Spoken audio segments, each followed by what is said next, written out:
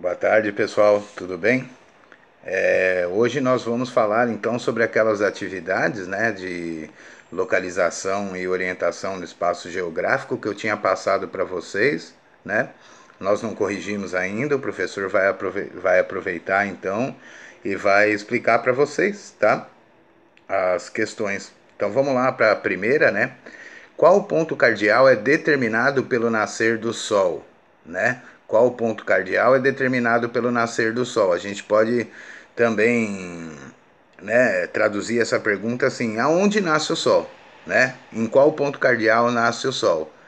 E aí ela continua, né? Descreva como podemos identificar os pontos cardeais a partir da observação do Sol, tá?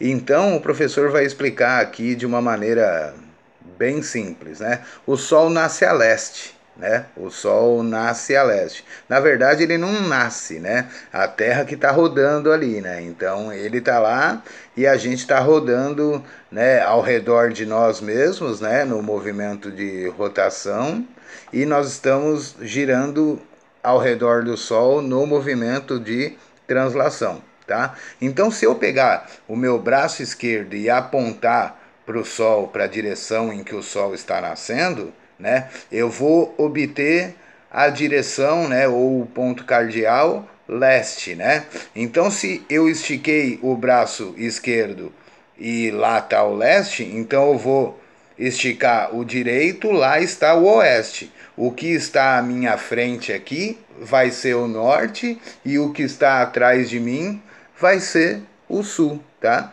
Então, a resposta que eu aguardava de vocês era essa, tá bom? Vamos lá para a segunda, tá, pessoal? Então vamos lá. Quanto ao uso dos recursos naturais, qual é a diferença entre a unidade de uso sustentável e a unidade de preservação integral, né?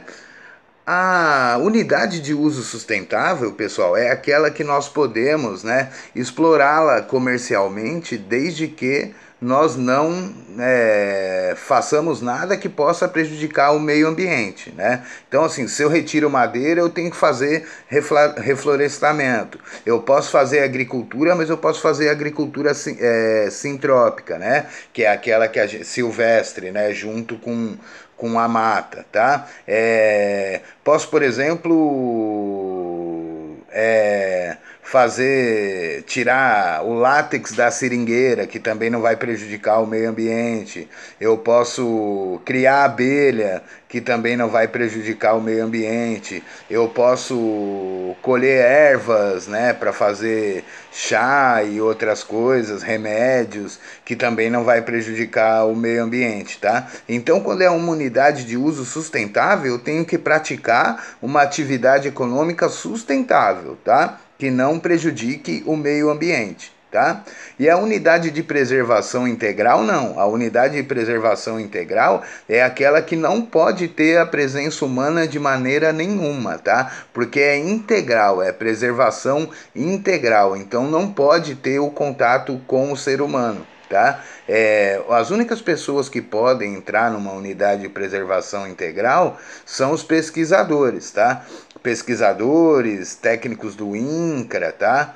Biólogos, tá? Agora, ela não pode ser explorada comercialmente de maneira nenhuma e também não pode ter a presença humana nessas unidades, né, de preservação integral. Beleza? Então vamos lá, a terceira diz lá, né, para observar o mapa, né, e responder. Aí a letra A pergunta lá: por que os paralelos e meridianos são chamados de linhas imaginárias? Então já vamos começar por essa primeira pergunta, né, da número 3 da letra A. Por que paralelos e meridianos são chamados de linhas imaginárias? Porque eles não existem de maneira física, eles são linhas imaginárias. Eles só existem aqui no nosso imaginário e desenhadas em mapas. Se eu pegar uma nave aí e subir lá na estratosfera, ou se eu pegar um avião, eu não consigo perceber os meridianos e os paralelos. Por quê? Eles só existem de maneira imaginária, no nosso imaginário ou, né, possivelmente num mapa, tá? E a outra pergunta, como é feita a distribuição dessas linhas pelo globo, tá? Ela é feita a partir dos dois marcos zeros, né? Um é o meridiano de Greenwich, né? A partir dele são contabilizados em graus, né? Porque nós estamos falando do planeta Terra, que ele tem formato geóide, um formato esférico, né? Então vai ser contabilizados os meridianos a partir do meridiano de Greenwich, que é o meridiano 0 graus, tá? Mensurado em graus porque é o formato esférico da Terra. E a mesma coisa acontece com a linha do Equador, tá? Para a gente classificar os paralelos, né? A partir da linha do Equador também, 0 graus, aí a gente vai botar lá 15 graus, né? Lembrando que paralelos nós vamos ter 5 que tem nome próprio, né? Linha do Equador, tá? Trópico de Câncer, Trópico de Capricórnio, Círculo Polar Ártico e Círculo Polar Antártico, tá? Já no caso dos meridianos, o único que tem nome próprio é o meridiano de Greenwich, né? O resto nós vamos ter aí o número dele em graus, tá? Beleza? Aí a letra B pergunta pra gente lá, por que o meridiano de Greenwich é considerado um marco zero? Né? Eu acabei respondendo na outra, né? Porque a partir dele que vai ser contabilizada, né, a longitude, vai ser contabilizado aí os graus, né? Então, a partir do 0 graus que nós vamos contar os graus. Ele é o marco zero, tá? E a letra C, qual o nome do paralelo que divide o planeta em dois hemisférios norte e sul, né?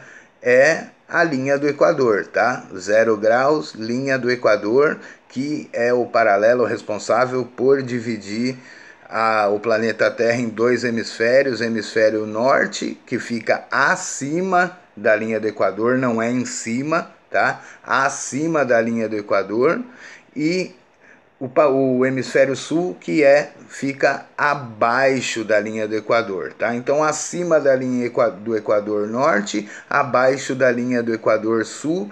A linha do Equador é então a linha responsável por separar o planeta em dois hemisférios, ou seja, duas metades de uma esfera, tá bom? Por hoje é só, pessoal, um abraço, até a próxima aula.